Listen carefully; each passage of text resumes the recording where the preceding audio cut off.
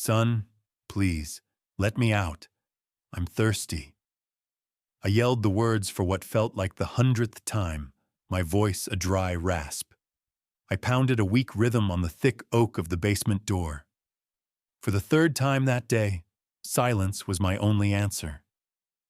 I'd been locked in this darkness for 4 days. 4 days without food. 4 days without a single clean drop of water. All while my own son, Mitchell, waited for me to break. Waited for me to sign away a total of $6 million. What he didn't know, what his venomous wife Valerie didn't know, was that every second of this hell had already been calculated. My name is Emmett Stone. I'm 68 years old, and this agonizing thirst was all part of my plan. If you're watching this video, tell me where you're from or what time it is for you. It all started on Wednesday, August 16th, a day seared into my memory. I remember the date because Wednesdays are when I water the garden just after lunch. I was tending to the hydrangeas, the big blue ones my late wife Gloria planted a decade ago. The sun was hot on my back, the air thick with Austin humidity. I heard the screech of tires before I saw the car. Mitchell's black SUV slammed to a stop at the curb. The engine stayed running, a low, angry growl. That detail, the running engine, should have been the only warning I needed. But a father always wants to believe his child is coming home for love, not for necessity. Mitchell practically fell out of the car. He was agitated, his face flushed and his shirt hopelessly wrinkled. He hadn't shaved in days. Behind him, my daughter-in-law, Valerie Sinclair, walked with sharp, determined steps. She clutched a black leather portfolio under her arm. Her heels clicked on the pavement with a rhythm that chilled my blood. "Dad," Mitchell said, his voice trembling. He didn't even say hello. "We need to talk, urgently." I put the hose down, my hand suddenly unsteady. I invited them inside. In the living room, Mitchell sat on the very edge of the sofa, his knee bouncing like a piston. He couldn't stay still. Valerie didn't sit. She stood by the window, watching me with those cold, calculating eyes. The same eyes that had made me distrust her since the day Mitchell married her 11 years ago. "Dad, my business is in crisis," Mitchell blurted out, no preamble. "I need $2 million, immediately, or I'll lose everything." His hands weren't just nervous. They were twisting together, his knuckles white. I settled into my favorite armchair, the same one where Gloria used to knit while we watched the news. I crossed my legs and studied my son. I let the silence stretch for several seconds, seconds that felt like an eternity. "Mitchell, your import company has had problems for 3 years," I said, my voice calm. "I've loaned you money 4 times in the last 2 years. $150,000 you never repaid. What really happened to that money?" Mitchell's face went pale. Before he could even try to answer, Valerie cut in. "Emmett, this isn't about past loans," she said, her voice like ice chips. "This is about saving the future of your son, of your granddaughter Sierra. If Mitchell loses the company, what will Sierra eat? Where will she live?" Something in her tone wasn't a plea. It was a demand, poorly disguised as family concern. "Sierra is 16, I countered, keeping my voice level. "She attends an excellent high school. You live in a house I helped you purchase. Mitchell, look me in the eye and tell me the truth. What did you spend the money on?" My son dropped his gaze. That single gesture told me everything. Valerie opened the black portfolio and pulled out several documents. She placed them on the coffee table with a precise, almost rehearsed movement. "Here are the transfer papers. We just need your signature and your bank account details." It's 2 million now. We'll pay you back in 6 months, she said, flashing a smile that didn't reach her eyes. I took the documents. I reviewed them slowly. It wasn't a loan request. It was a direct transfer. No collateral, no defined terms.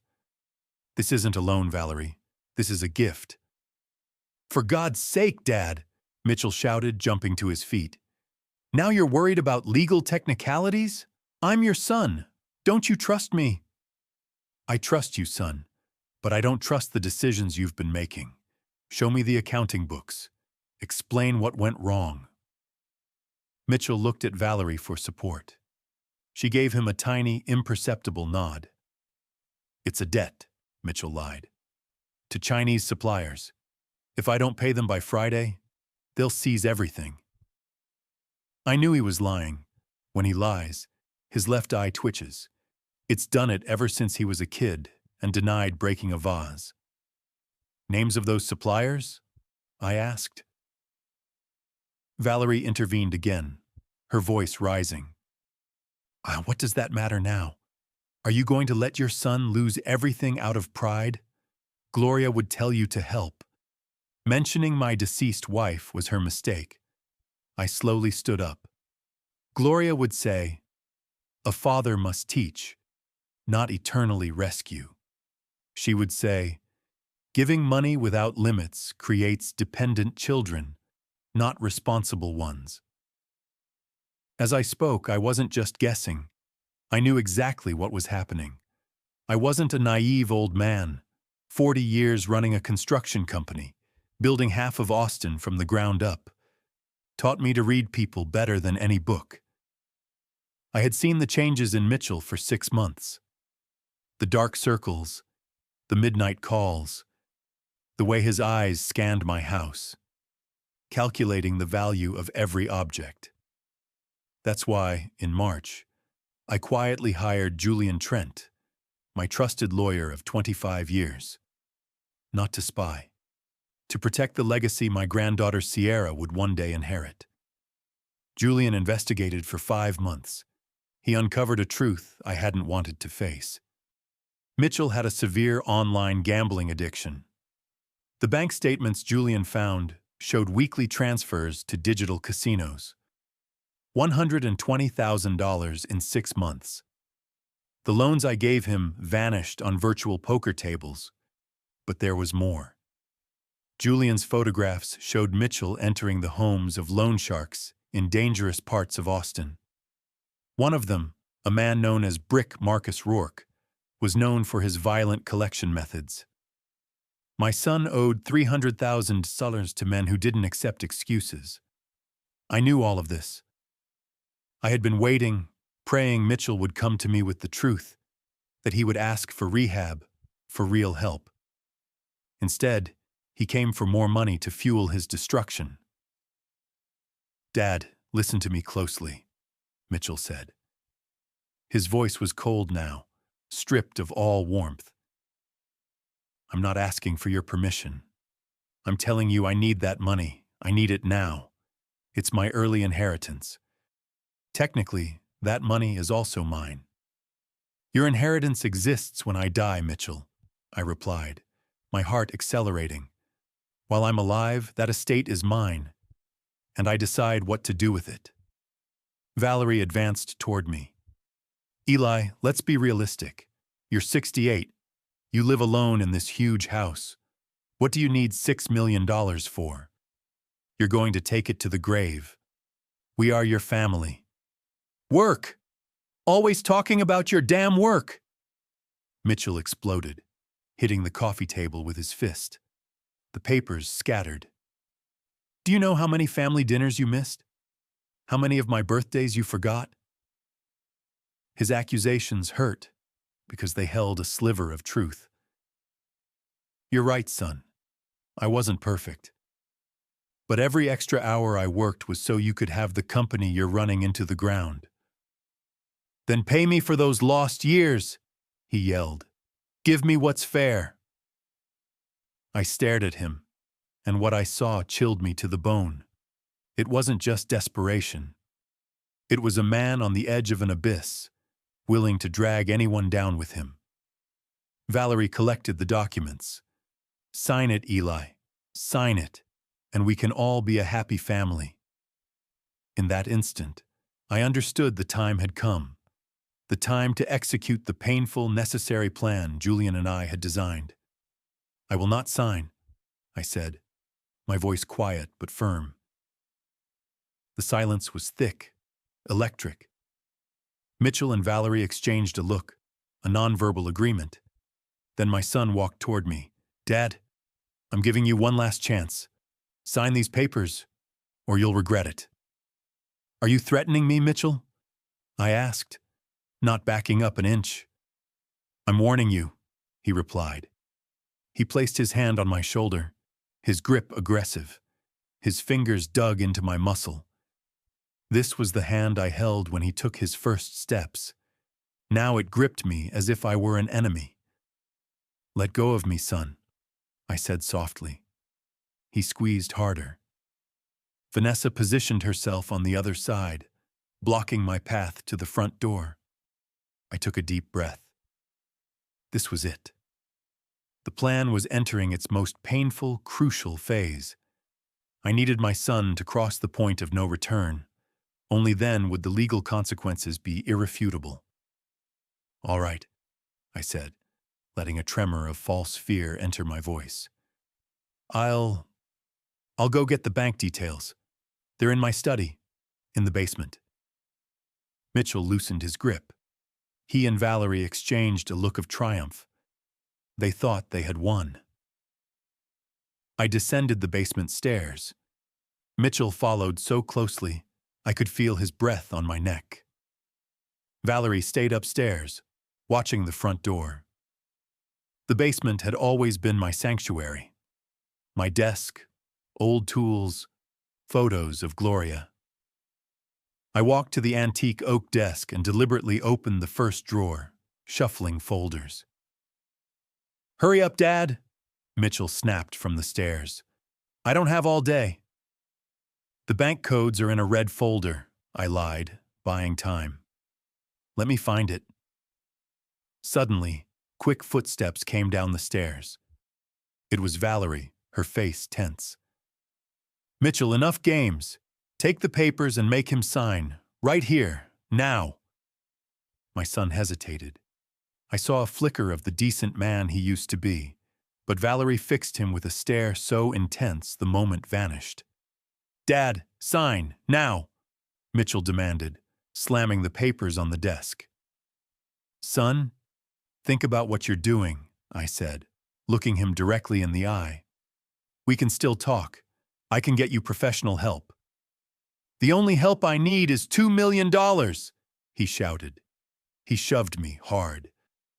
My back hit the cold concrete wall, and a sharp pain shot up my spine. Valerie stepped between us. "Eli, this can be easy or hard. You decide. Sign now and we walk out as a family, or you stay here until you come to your senses." I understood. This wasn't impulsive. This was premeditated. The running engine, the prepared documents, Valerie blocking the door.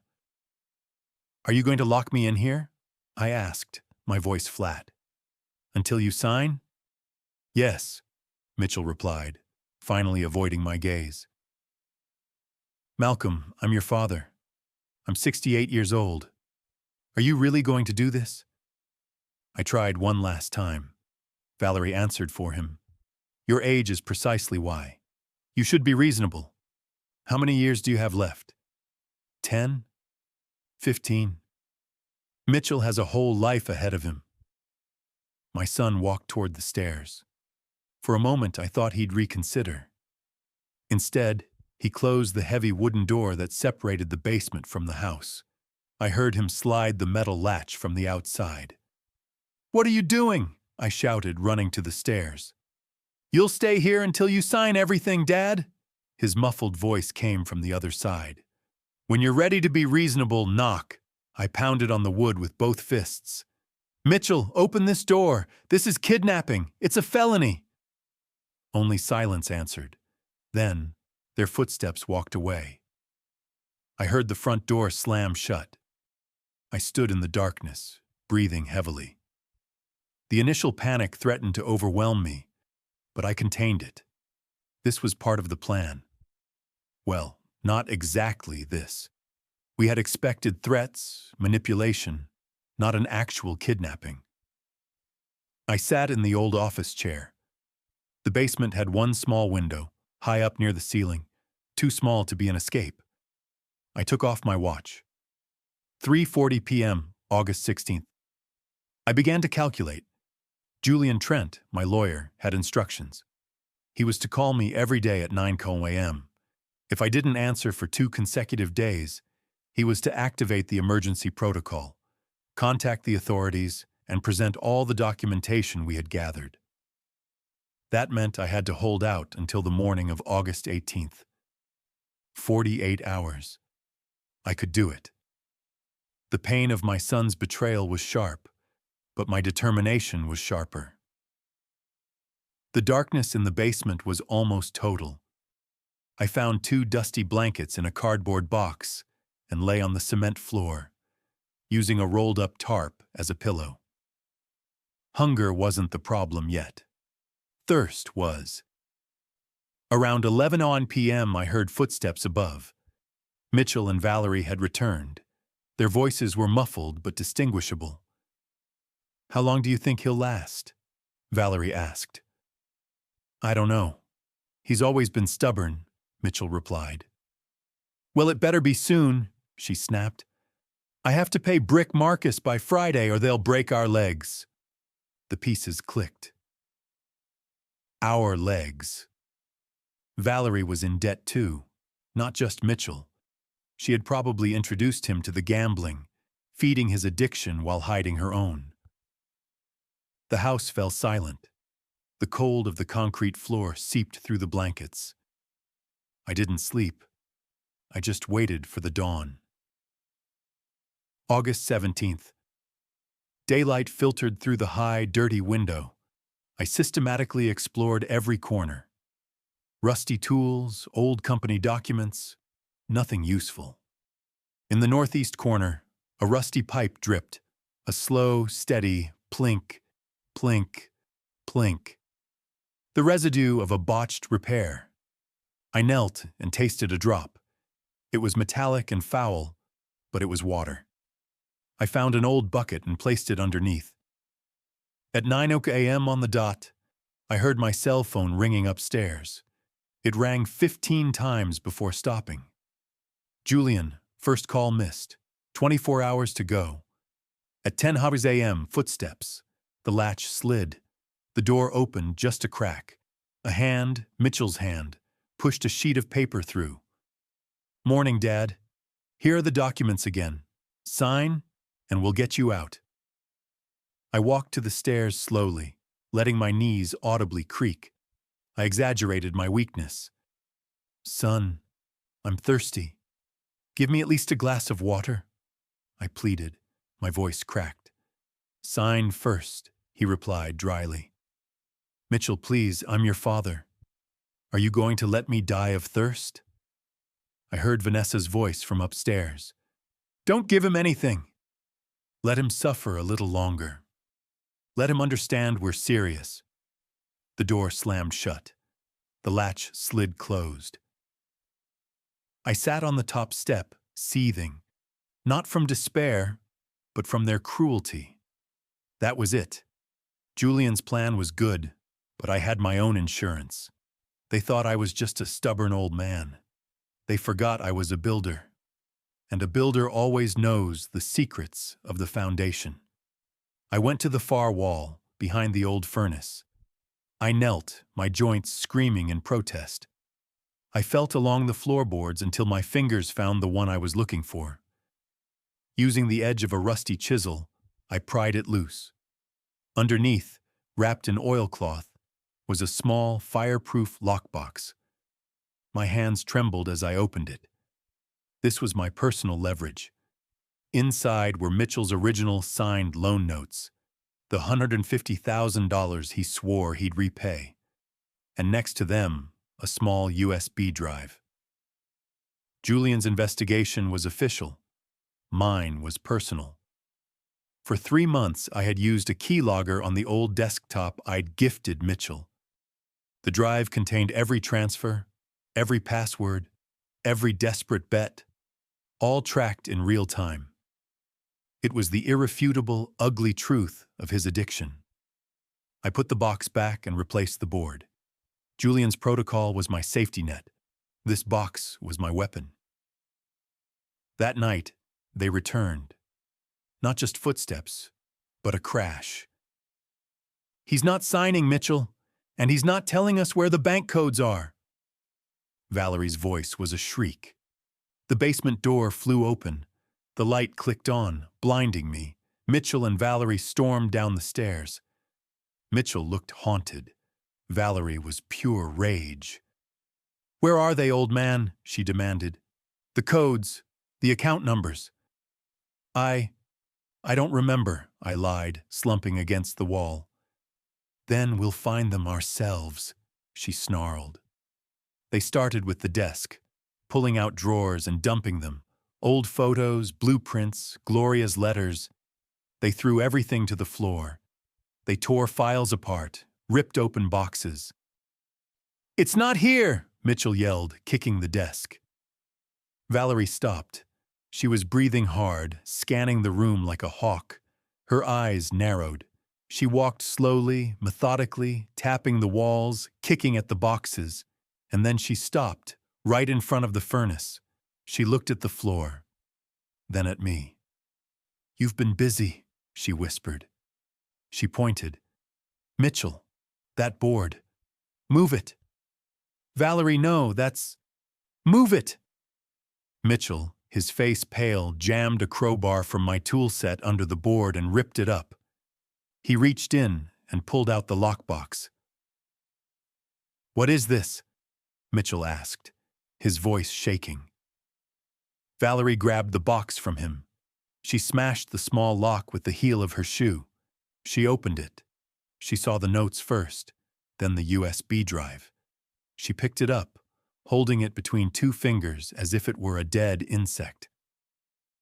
You were spying on me," Mitchell whispered, his voice cracking with a mix of shame and rage. "He wasn't just spying," Valerie said, her voice dangerously calm. "He was building a case. The old fool was building a case against his own son." She walked over to the corner of the basement, where the sump pump sat in its shallow pit. The water inside was murky, oily. "No," I whispered, pushing myself up. "Valerie, don't." She looked at me, a cold, triumphant smile on her face. "You wanted to teach us a lesson, Emmett? Here's one for you." She unplugged the sump pump from the wall socket. Then, with a flick of her wrist, she dropped the USB drive and all the signed notes into the murky water. "Your proof is gone, old man. All of it." They left. Mitchell didn't look at me. Valerie slammed the door. The latch slid home. I dragged myself to the pit. I reached into the filthy water, my fingers searching, but it was hopeless. The electronics were dead. The ink on the notes would be a blurred mess. My personal evidence, my weapon, was gone. I was just an old man in a basement, and my son's monsters were in control. The third day, August 18th, dawned with brutal clarity. My throat felt like it was full of crushed glass. My lips were cracked. The dirty water from the pipe was no longer enough. Dehydration was setting in, a cold fog in my brain. At 9:02 a.m., I heard the phone ring upstairs. "Julian, the second missed call. The protocol should be active." But a cold dread filled me. I had told Julian about my lockbox, my backup. What if I was supposed to present that evidence? What if, without it, his hands were tied? Valerie had destroyed my proof. They would say I was a confused old man. They would say I'd wandered into the basement and gotten locked in. They would win. Hope, which had been my armor, was gone. I slumped against the wall, defeated. My eyes scanned the room, looking for anything. And I saw it. An old wire, thick with dust, running from a junction box toward the wall I shared with my neighbor, Calvin Price. It was an old, disconnected intercom system from the 1970s, but the wire was copper, and it ran through the foundation. I dragged myself over. My hands were shaking so badly I could barely work. I found my chisel and scraped the insulation off the wire. I found the main water pipe, the one that ran into the house from the street. I wrapped the wire around the chisel for grip, and I began to tap. 3 short, 3 long, 3 short. SOS. I tapped against the copper pipe, hoping the vibration, the electrical pulse, anything, would travel. I tapped for what felt like an hour, praying Calvin, a retired detective, would somehow notice. Tap, tap, tap. Pause. Tap, tap, tap. Pause. Tap, tap, tap. I was resting, my arm aching, when I heard it. A noise at the top of the stairs. Not a key, not a footstep, a scrape. The latch slid back. The door burst open. Mitchell stood there, his face a mask of fury. Valerie was right behind him, holding a small battery-powered device, a tone detector. "Looking for this?" she asked, holding up the device which was beeping in time with my taps. "You're clever, Emmett, but not clever enough." Mitchell stormed down the stairs. He grabbed the wire from my hand. He walked to the junction box and with one violent yank, ripped the entire cluster of wires out of the wall. Sparks flew. "No more tricks, old man," Mitchell said, his voice dead, empty. He shoved me and I fell hard onto the concrete floor. The door slammed shut. The latch bolted. I lay there, staring at the useless, sparking wires. My last resort, my false lead. It was over. I had lost. I don't know how long I lay there. An hour, maybe 2. The dehydration was making me dizzy. The despair was total. I closed my eyes, thinking of Gloria. Then, a noise, a soft tap, tap, tap. It wasn't on the pipe. It was coming from the high window. I pulled myself up the wall, my body screaming. I squinted at the dirty pane. A shadow. "Emmett?" a voice whispered from outside. "Emmett, are you in there?" I dragged myself onto the desk, my legs barely holding me. I pressed my face to the glass. "Calvin?" I croaked. It was my neighbor, Calvin Price. "My God, Emmett!" His face was pressed to the other side. "I haven't seen you water the hydrangeas in 3 days. I know you'd never let Gloria's flowers wilt. Are you okay?" Tears, hot and real, rolled down my cheeks. "Calvin, they've locked me in. Mitchell and Valerie. 4 days, no water. Please call the police." "I'm going right now," Calvin said, his voice instantly changing from worried neighbor to retired detective. "Hold on, Emmett. Help is on the way." He was gone. It didn't take 20 minutes. It took 10. The sirens were faint at first, then grew into a deafening wail. 1 car, then 2, then 3. They converged on my house. I heard authoritative voices. "Austin Police Department, open up!" Loud bangs on the front door. Silence from inside the house. I realized Mitchell and Valerie must have heard Calvin and fled. "We have authorization to enter. Stand clear." A loud, splintering crash. The police ram shattered my front door. Multiple footsteps flooded the floor above. "The basement door!" someone shouted. "It's latched from the outside." A metallic shriek as they forced the latch. The door burst open, flooding the stairs with light. 3 uniformed officers descended, their weapons drawn. They found me on the floor, blinking in the sudden light. Mr. Stone, can you hear me? A young officer asked, kneeling beside me. Yes, I murmured. 3 days. My son. My son. It's okay. You're safe now, another officer said, speaking into his radio. We need paramedics. Elderly male, severe dehydration. They helped me up the stairs. Each step was a monumental effort. When I emerged into my own living room, the daylight made me dizzy. Paramedics were already waiting with a stretcher. As they loaded me in, I saw Mitchell and Valerie. They hadn't fled. They were in the living room, hands cuffed behind their backs, being read their rights. They had been caught trying to pack. Calvin appeared next to the stretcher, his face grim. They're not going anywhere, Emmett. We got 'em.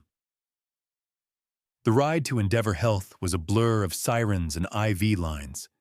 In the emergency room, doctors and nurses surrounded me.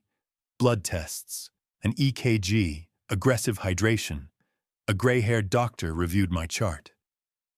Mr. Stone, you're suffering from severe dehydration and acute kidney injury. 1 more day in there. We'd be talking about permanent damage, or worse. Who did this to you? My son, I replied, letting the 2 words hang in the air. 2 hours later, a detective came to my room. Mr. Stone, I'm Detective Nolan. I need your full statement. I told him everything. The demand, the threats, the confinement, the destroyed evidence. This is a serious claim, Mr. Stone. Kidnapping, elder abuse. Without the evidence you mentioned. My lawyer, I interrupted, my voice stronger from the IV. His name is Julian Trent. He has everything. He was supposed to call you this morning. He has the rest. Detective Nolan's eyes lit up. Julian Trent? He's been calling my captain all morning. We thought he was a crank. I'll reach out to him immediately. This just became a very different case. I spent 2 full days in the hospital. The afternoon of the 2nd day, my door burst open. Grandpa! Sierra ran in, her eyes red and swollen. A woman in a practical suit, a social worker, tried to keep pace. I didn't know, Sierra cried, launching herself into my arms, careful of the IVs. Mom! Mom told me you went on a fishing trip. I didn't know. I hugged her with all the strength I had. It's okay, baby girl. I know you had nothing to do with it. The social worker, Catherine Mercer, stepped forward. Mr. Stone, I'm from Child Protective Services. With Mitchell and Valerie in custody, we need to establish temporary guardianship for Sierra. She's staying with me, I said immediately. Of course, she will always have a home with me. Sierra hugged me again, a hug of profound relief mixed with sadness. She had lost her parents, but at least she wouldn't lose her home. Julian Trent arrived the day I was discharged, his leather briefcase in hand. I met him in my study, the same room Valerie and Mitchell had ransacked. They destroyed the lockbox, Julian, I said, my voice heavy. The notes, the USB drive. It's all gone. They dropped it in the sump pump. Julian didn't flinch. He simply opened his briefcase. Emmett, your evidence was just the backup. A backup I prayed you'd never need. My evidence is what counts. He pulled out a thick, bound folder. Your keylogger was good, he said, but my digital forensics team was better. We didn't just track his gambling. We tracked her. He turned to a new page. Meet Valerie Sinclair, or as she was known in Miami, Valerie St. Croix. I stared at the file. She has a record? 2 prior fraud complaints in Miami, both against wealthy, older men. Both cases were dropped when the victims suddenly chose not to testify. My blood ran cold. But this, Julian said, tapping another document, is the kill shot. It was a phone record. Valerie Sinclair first contacted Brick Marcus Rourke 3 months before. Mitchell asked you for his first big loan. She wasn't an accomplice, Emmett. She was the architect, I whispered, the full, horrifying picture coming into focus.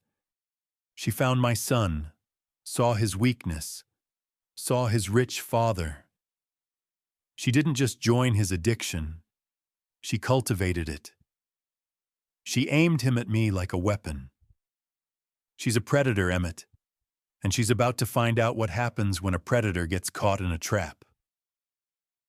The preliminary hearing was packed. Journalists filled the back rows, alerted by the sensational nature of the case. I sat in the front row with Julian. Then they were let in. Mitchell looked haggard, his eyes hollow with shame. He saw me and he immediately looked away, unable to hold my gaze. Valerie was a different story. She was cold, defiant. She wore a look of bored indignation, as if this were all a tedious mistake. I was called to the stand. I recounted everything. The demand, the shove, the 4 days, the thirst, the contaminated water.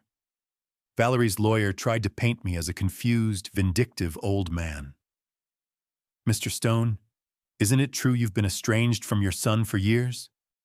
Isn't this just a way to get back at him? I love my son, I said, my voice carrying across the silent courtroom. That's why I'm here. This is the only way to save his life. Then Julian Trent stood up. He presented his evidence. He started with Mitchell's gambling debts. Then he moved to Valerie. The defense, Julian said, his voice booming, would have you believe Ms. Sinclair is a simple, supportive wife.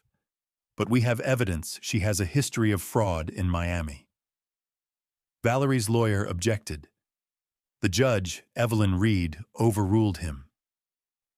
Furthermore, Julian continued, we have phone records showing Ms. Sinclair was in contact with the notorious loan shark, Brick Marcus Rourke, before her husband's debts were even incurred. Valerie's mask of coldness finally cracked. She went pale. She looked at her lawyer, who was shuffling his papers, his face grim. He had been blindsided. Based on the extreme nature of the crime and the clear flight risk, Julian concluded, the state requests bail be denied for both defendants. Judge Reed looked over the evidence. The documentation here is extraordinary. The testimony of the victim, combined with the digital and financial evidence, is compelling. I am inclined to... It was her idea, Mitchell suddenly shouted, jumping to his feet. His lawyer tried to pull him down. Your Honor, it was her. She planned it. She told me to do it. She told me to let him suffer. When I hesitated, she pushed me. I did it. His voice broke. I shoved my father. I locked the door. But she was the one who said to pay Brick Marcus. She was the one who dropped the... He collapsed into his chair, sobbing, a broken man. Valerie just stared at him with pure, undiluted hatred. Order! Judge Reed banged her gavel. Mr. Stone, you have just confessed to kidnapping, coercion, and abuse. Ms. Sinclair, your involvement appears extensive. She looked at us all. Bail is denied for both defendants. They will be held in custody until trial. Deputies moved to take them away. Mitchell, his shoulders shaking, was pulled to his feet. As he passed me, he stopped, his eyes pleading. Dad, I'm sorry. I'm so sorry, he sobbed. I stood up. I looked at him for a long, painful moment. Then I reached into my jacket pocket. I pulled out a folded letter. A letter I had written on the second night, in the dark, my hands shaking from cold and dehydration. I pressed it into his cuffed hand. "Read this when you're alone." That was all I said. I watched them lead my only son away, his life in ruins, the first step of my agonizing lesson complete. Months passed. Autumn turned Austin's skies gray. Sierra and I established a new routine. Quiet breakfasts, homework at the kitchen table. We were two people building a new life on top of emotional ruins. I visited Mitchell in the county jail. He was gaunt, but his eyes were clearer. He had enrolled in the prison's addiction therapy program. He was reading the letter I gave him over and over, its edges soft with wear. In November, Julian called. "Valerie wants to make a deal." "What kind of deal?" I asked, looking out at the rain-soaked hydrangeas. "Her lawyer contacted me. She's offering to testify against Mitchell, full testimony. She'll say he was the mastermind, that he forced her to participate. In exchange, she wants a reduced sentence." I laughed, a short, bitter sound. "She's predictable." "Refuse, Julian. We don't need her.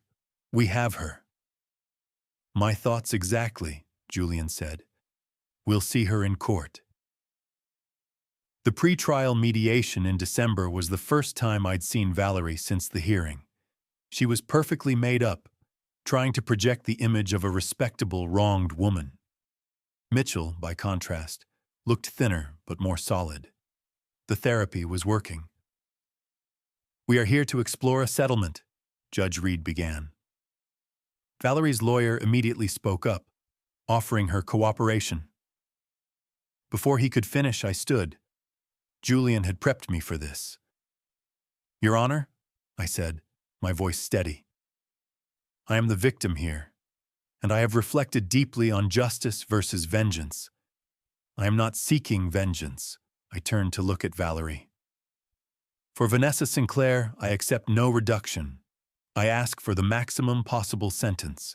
She has shown zero remorse. She is a predator who manipulated my son and tried to destroy my family. She deserves the full weight of the law." Valerie's face went white with rage. Then I turned to my son. "For Mitchell," I said, my voice thickening with an emotion I couldn't hide. "I have seen genuine change. I have seen him take responsibility in ways he never has before." Mitchell looked up, tears welling in his eyes. Therefore," I continued, "I ask the court not to reduce his prison time. He must serve his sentence. He must face the consequences." Mitchell nodded slowly, accepting it. "But," I said, pulling a document from my jacket, "I have prepared this. It's a document establishing a $500,000 trust fund in Mitchell's name." The courtroom erupted in murmurs. Valerie looked like she was about to faint. Mitchell covered his face, his shoulders shaking. "This trust is locked," I stated clearly.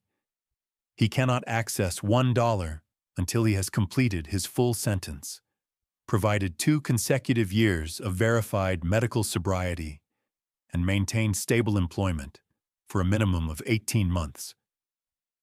I placed the document on the table. "It is not a rescue, Your Honor. It is an investment in the man I know my son can become." The formal trial in February was a media circus. It lasted 4 intense days. Calvin Price, my neighbor, gave his testimony. The doctors from Endeavor Health described my critical state. Detective Nolan laid out the timeline of the arrest. Julian executed his strategy with surgical precision. When Valerie's lawyer tried to paint her as a submissive wife, Julian presented the Miami fraud complaints. He presented the phone records of her calls to Brick Marcus Rourke. Her entire defense collapsed in on itself. When Mitchell was called to the stand, he did not defend himself. He answered every question with brutal honesty. "Why did you do it, Mr. Stone?" the prosecutor asked. "Because I was a coward," Mitchell said, looking at the jury. I was an addict, and I was weak. I let this woman, he nodded at Valerie, convince me that my father's money was more important than my father's life. I was wrong. I will regret it every day for the rest of my life. The jury deliberated for less than 3 hours. On the charge of kidnapping, guilty. On the charge of coercion, guilty. On the charge of elder abuse, guilty. For both of them. On all counts. Judge Evelyn Reed looked down from the bench. Her face was grim. Ms. Sinclair, you are a manipulative and predatory individual. You prey on weakness. You show no remorse for your actions. This court, citing your history of fraud and your role as the architect of this heinous crime, sentences you to the maximum, 20 years in state prison. Valerie let out a sound, a strangled sob of pure rage. Mr. Stone, your crime was horrific, a betrayal of the deepest trust. However, this court also recognizes your full confession, your acceptance of responsibility, and your active work toward rehabilitation. She looked at me. Your father's extraordinary act of structured faith has also been taken into account. This court sentences you to 10 years in state prison. You will be eligible for parole after 5, contingent on your successful completion of the intensive addiction recovery program. Mitchell just nodded, weeping silently. It was over. It was a hot August afternoon. I was in the garden with Sierra, who was home from her junior year at college, studying to be a therapist. A worn-down sedan pulled up to the curb. A man got out. He was thin, with lines around his eyes I didn't recognize. He was wearing a simple button-down shirt and jeans. He had served 5 years and spent the last year in a halfway house, working and staying clean. Mitchell. He stood on the sidewalk, just looking at the house. He looked at Sierra. He looked at me. He walked slowly up the path. He didn't ask about the trust fund. He didn't ask for forgiveness. He just stopped in front of me. I got a job, he said, his voice quiet. At a hardware store. I start on Monday. I looked at him for a long time. The man, not the boy. Then I held out the watering can. The hydrangeas are thirsty, I said. He looked at the flowers Gloria had planted. He looked at me. Then he took the can, walked to the spigot, and began to water his mother's flowers. The lesson was complete. If this story resonated with you, leave a like and consider subscribing. You can also drop any comment below, even just one word. Maybe tell me where you're watching from, or what time it is right now. Sometimes one word is enough to say you were here.